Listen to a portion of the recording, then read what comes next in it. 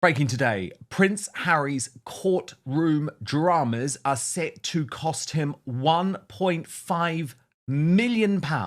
I think Meghan is is an absolute nightmare of a woman, and I do have my suspicions that he ended up with her out of some sort of trauma response to the £5 million of his own money sunk into another disastrous case, and he doesn't have this money anymore, does he? I mean, I know there's the inheritance from the late Queen Mother, and he is still sitting on the nest egg from Princess Diana. But remember, their outgoings are so extraordinarily large. What are you hearing about the financial situation and why this is potentially motivating this attempt at peace talks with King Charles?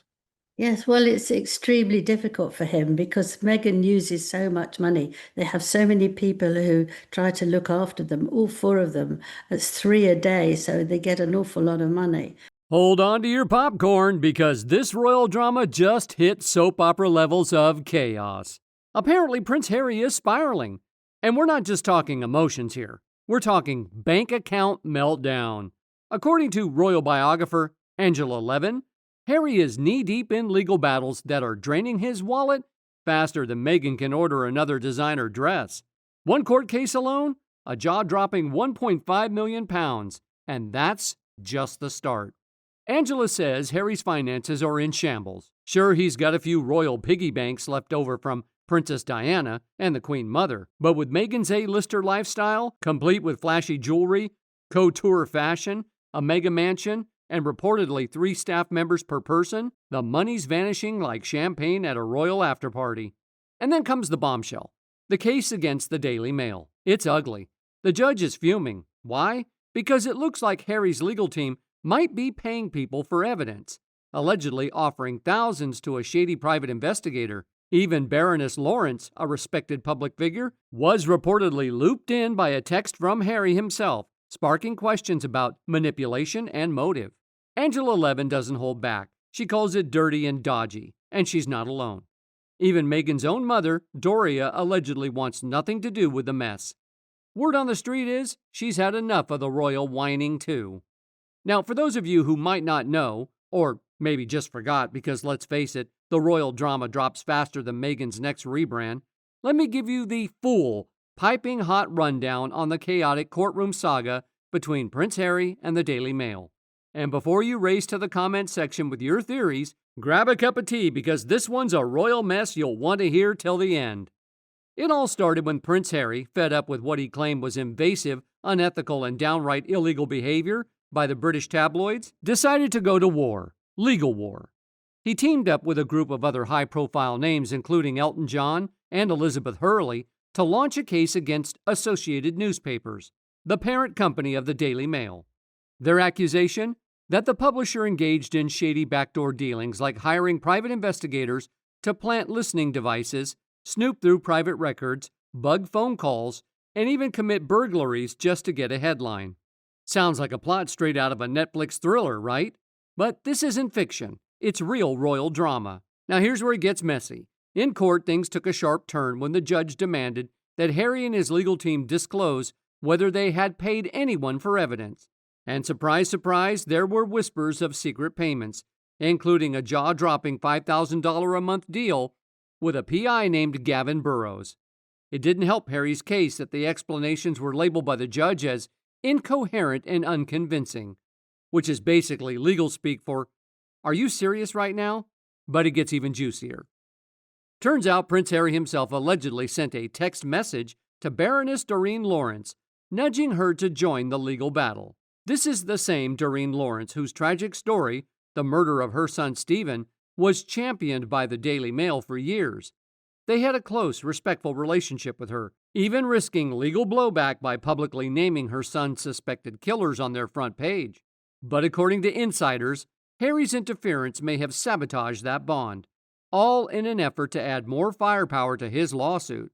And you better believe the judge wasn't impressed with the disappearing documents either, just like those conveniently deleted messages between Harry and his ghostwriter for Spare. Crucial files in this case have mysteriously vanished. Coincidence? The court isn't buying it. The judge is reportedly fed up, and there's real talk that this whole case might get thrown out if Harry doesn't come clean about who got paid and how much. Meanwhile, Harry's bank account is reportedly taking a beating. This one case alone, a staggering £1.5 million. And it's not like the Duke and Duchess of Montecito are living frugally.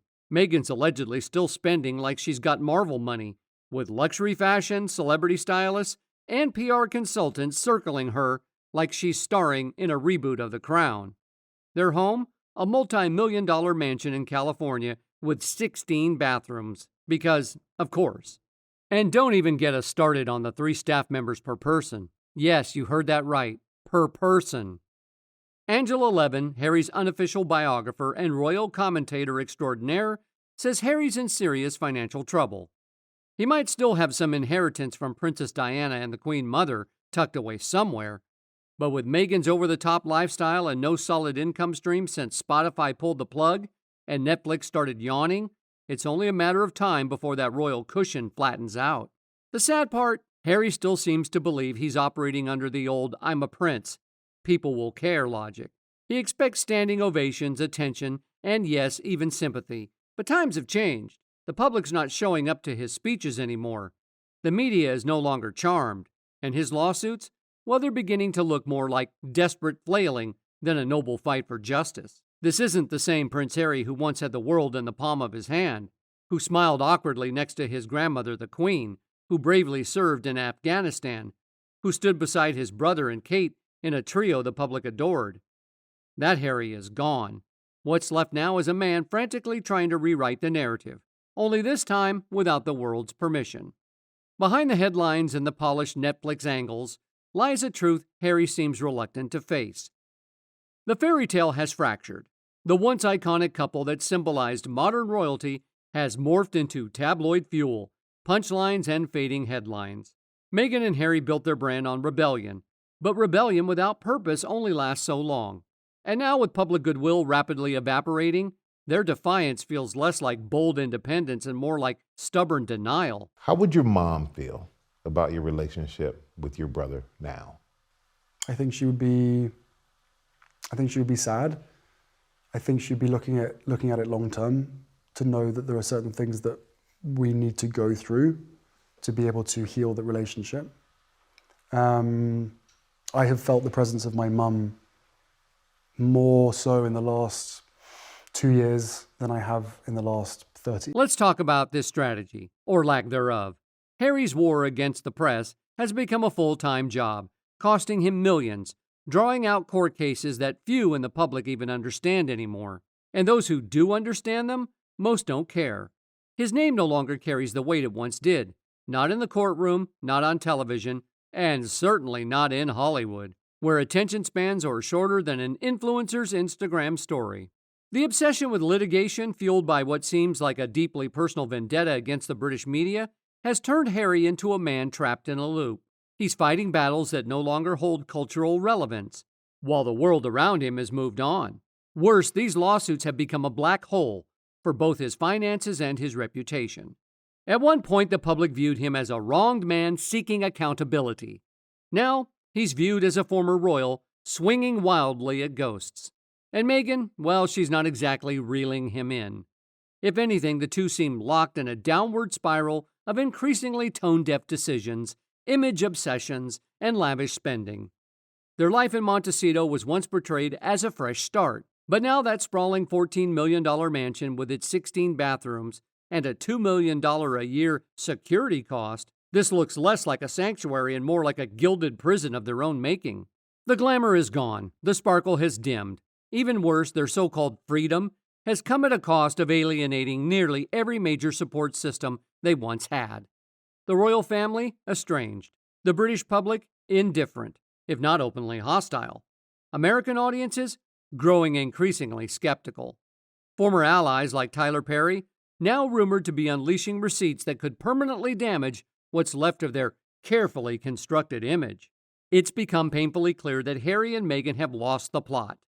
What began as a mission to escape institutional toxicity has morphed into a pattern of self-sabotage. One step forward, 2 brand deals back. For every podcast launched, 2 lawsuits are filed. For every carefully curated photo op, another insider speaks out.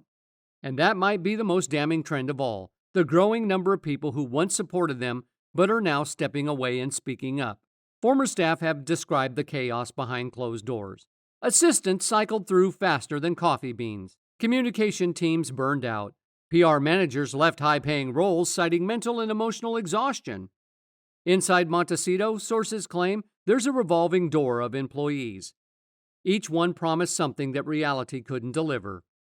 She was lovely at first, one insider allegedly confessed, but after 6 weeks the mask slipped, a chilling pattern that's echoed through dozens of reports. And now even the finances are cracking under the weight of this dysfunction. As lavish as their life may seem, the numbers don't lie. The Spotify deal is dead. Netflix is reportedly holding back payments, demanding more content. Their Archewell Foundation has seen a steep drop in donations, almost 30% in just 1 year.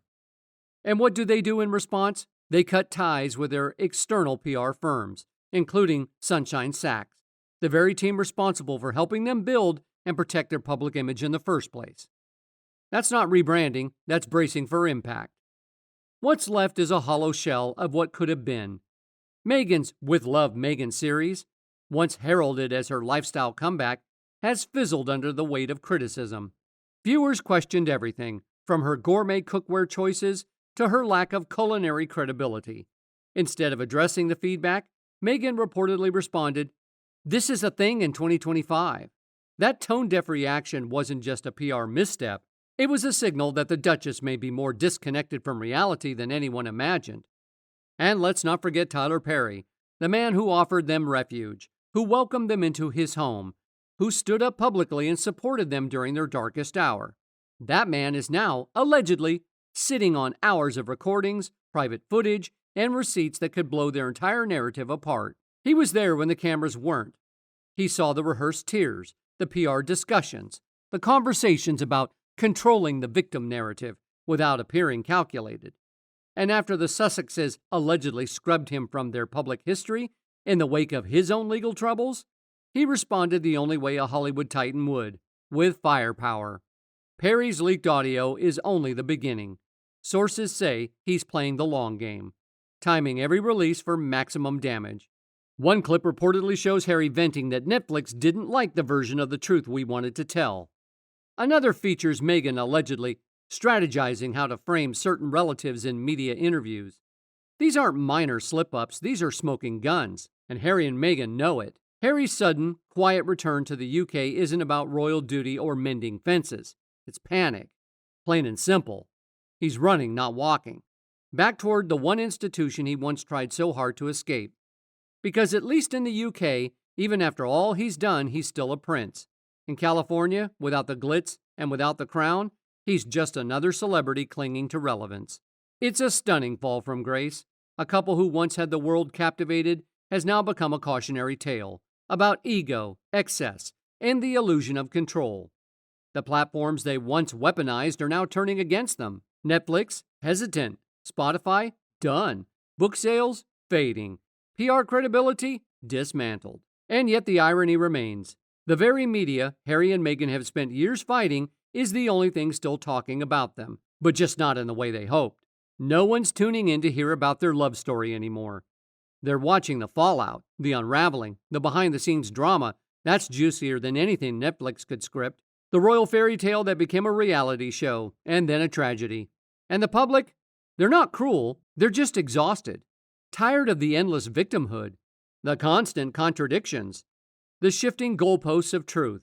People wanted to root for Harry and Meghan. They did root for them. But somewhere along the way, the couple stopped trying to connect and started trying to control.